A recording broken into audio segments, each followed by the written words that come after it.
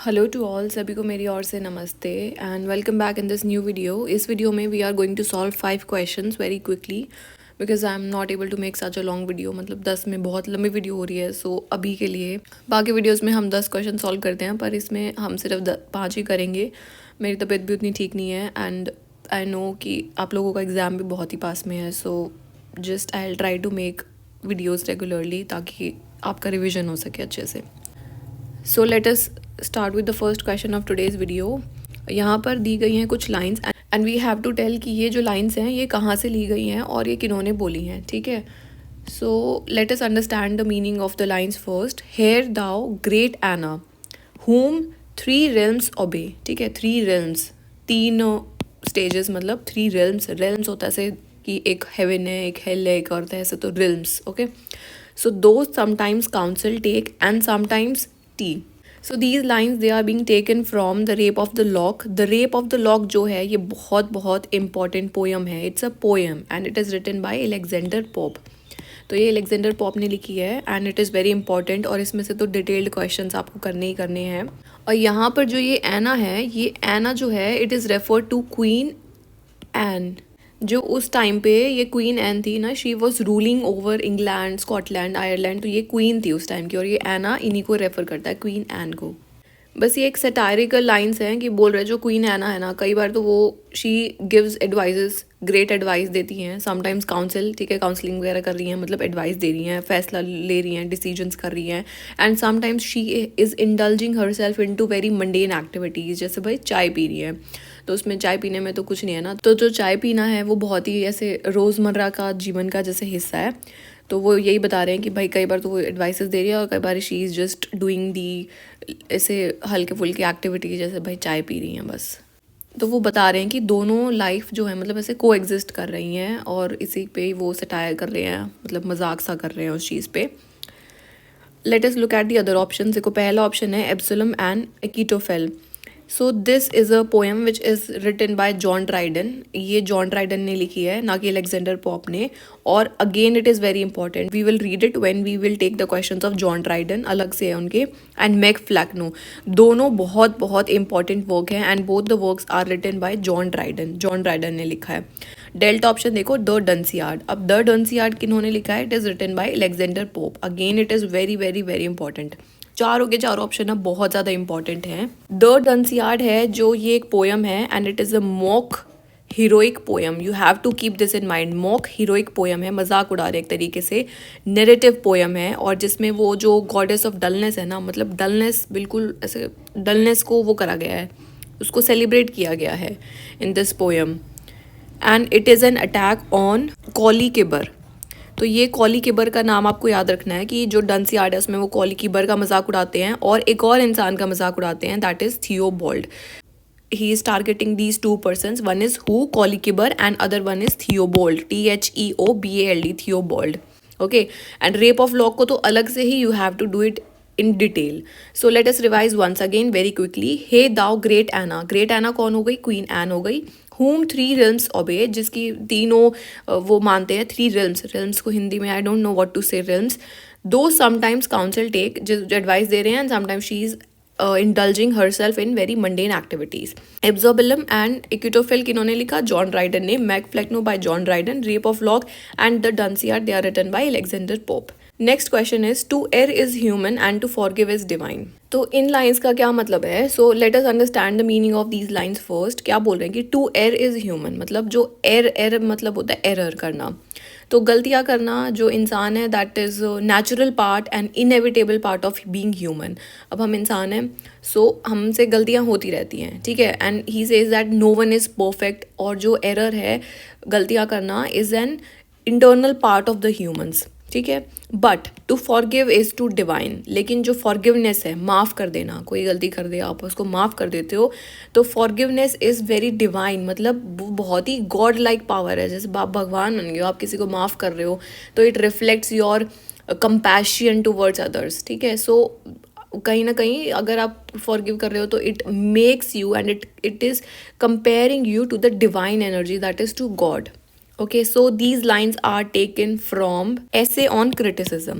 Essay on criticism जो है, this is a very important work and it was published in the year 1711. तो 1711 याद रखना बहुत बहुत ज़रूरी है. सबसे मिसलीडिंग चीज़ें यहाँ पर मिलेंगी आपको अलेक्जेंडर पॉप में. वो बहुत सारी ना पोएम्स लिख रहे हैं, लेकिन जब आप उनके नाम ऐसे पढ़ोगे तो यू विल सी कि कोई नोवेल जैसे लग रहा है, कोई ऐसे जैसे लग रहा है, पर लेकिन वो पोएम्स हैं, बहुत ही बड़ी बड़ी मॉक हीरोइक पोएम्स के फॉर्म में उन्होंने लिखा है. तो essay on criticism is not an essay, it is what, it is a poem है and it is written in 4 parts, 4 epistles की फॉर्म में लिखा हुआ है. एपिस्टल्स का मतलब मैं समझाऊंगी अभी, जैसे अगले वाले क्वेश्चन में. अरे यार, इसमें मैंने आंसर ही बता दिया, I am so sorry. Okay, so ये हो गया हमारा ऐसे ऑन क्रिटिसिज्म से ली गई हैं lines. To err is human and to forgive is divine. अब बाकी ऑप्शंस हम देखेंगे फटाफट से. ऐसे ऑन मैन क्या है, ये ना एक फिलोसफिकल पोयम है और इसमें एक जो इम्पोर्टेंट क्वेश्चन है वो आपको जो याद रखना है. ऐसे ऑन मैन, पहला बात तो क्या है, ये एक पोयम हो गई. दूसरी बात क्या हो गई इसमें हमें कि that it is addressed to whom. तो ये पूछता है it is addressed to Lord Bolingbroke. तो ये पेपर में रिपीटेडली क्वेश्चन आता है कि जो ऐसे ऑन मैन है it is addressed to whom, किसको लिखा है उन्होंने. It is written to Lord Bolingbroke. फिर है हमारा Charlie option moral epistles. Moral epistles क्या हैं, this is again a work which is written by Alexander Pope. और जो लास्ट वर्क है द डंसियार्ड, अभी ऊपर वाले क्वेश्चन में हमने डिस्कस किया. द डंसियार्ड क्या है, एक मोक हीरोइक पोयम है. तो इसमें वो किसका मजाक उड़ाते हैं, 2 जने का मजाक उड़ाएंगे. कॉली किबर का मजाक उड़ाते हैं. एक तो कॉली किबर हो गया और दूसरा कौन था, अभी मैंने ऊपर वाले क्वेश्चन में बताया था, just say the name aloud. कौन है second person is Lewis Theobald. Theobald से याद रखना. Okay, Lewis Theobald and Colley Cibber. Main target Theobald है and second target is Colley Cibber, the Dunciad. So just let us revise once again very quickly. To err is human, मतलब गलतियाँ कौन करेगा, इंसान करेगा, लेकिन जो माफ़ कर रहा है उसके अंदर कैसी है, डिवाइन लाइक क्वालिटीज़ हो गई. और ये लाइन्स कहाँ से ली गई हैं, it is taken from essay on criticism. Essay on criticism ऐसे नहीं है, it is a poem published in the year 1711. Okay, and ऐसे ऑन मैन ये भी क्या है, पोएम है.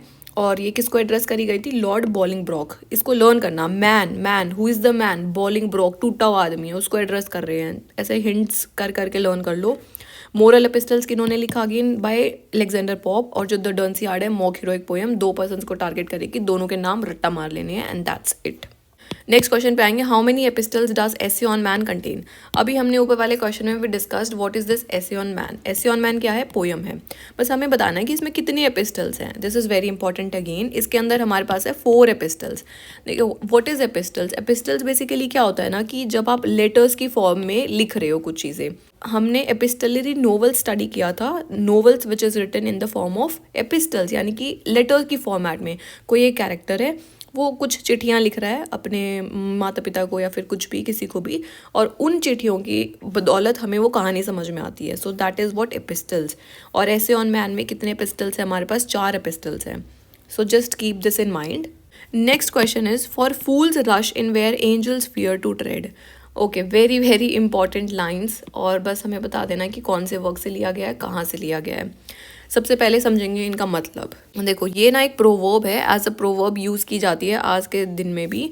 फॉर फूल्स रश इन, ठीक है, जो मूर्ख लोग होते हैं ना वो जल्दी से दे रश इन, वेयर, कहाँ पर वो घुस जाते हैं फटाफट से, जहाँ पर कि जो एंजल्स हैं ना उनको भी जाने में डर लगता है, वो भी ना वहाँ पर जाएं, वो भी वो काम ना करे जो कि जो फूल्स हैं वो फटाफट कर देंगे.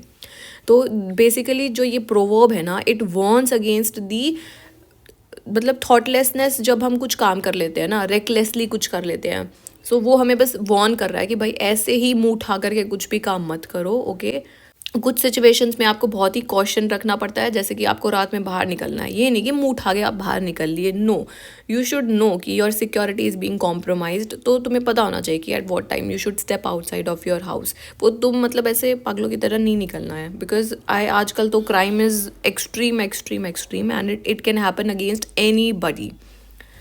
अब वो जेंडर बेस्ड क्राइम नहीं रहा है. So these lines are taken from essay on criticism. Essay on criticism से लिया गया है. We have already discuss the rape of the lock. The rape of the lock वाली जो हमने पहले लाइन्स देखी थी ना, क्वीन नैना को बोल रहे हैं, कभी वो डिसीजंस लेती है, कभी वो चाय पीती है, तो वो वाली लाइन्स यहाँ से लर्न करनी है. जस्ट रिमेंबर कि ऐसे ऑन क्रिटिसिज्म क्या है, पोयम है. ऐसे नहीं है, नहीं है, नहीं है, ऐसे नहीं है वो, it is a what, poem.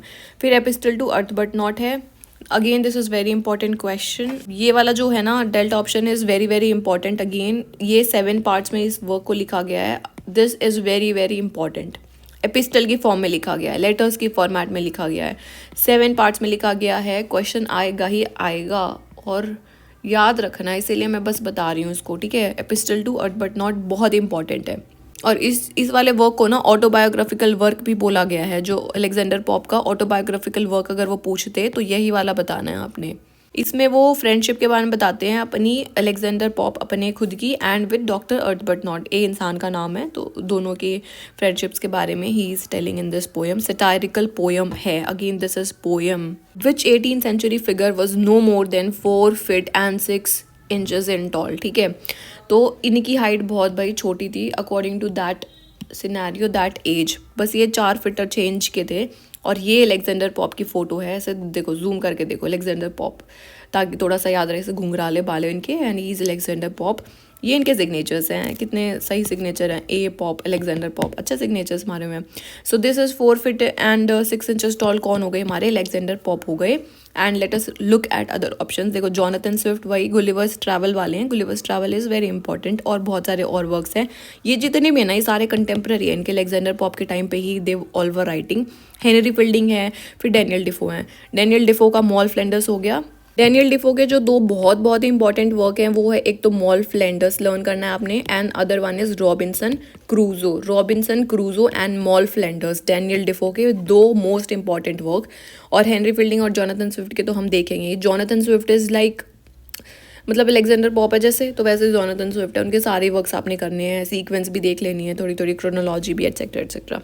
So 4 feet 6 कौन है हमारे, अलेक्जेंडर पॉप हैं। So all of you just take care of your self and stay fit, exercise करो, खूब एक्सरसाइज करो। और अभी तो सर्दियाँ चल रही है, तो सर्दियों में बहुत सारी ऐसे पालक, मेथी और ये सब की सब्जियाँ खाओ, ग्रीन ग्रीन वेजीज, एंड पूरा मतलब तुम्हारा आयरन शूट अप हो जाना चाहिए बॉडी में, ठीक है। So okay, take care and good bye to all.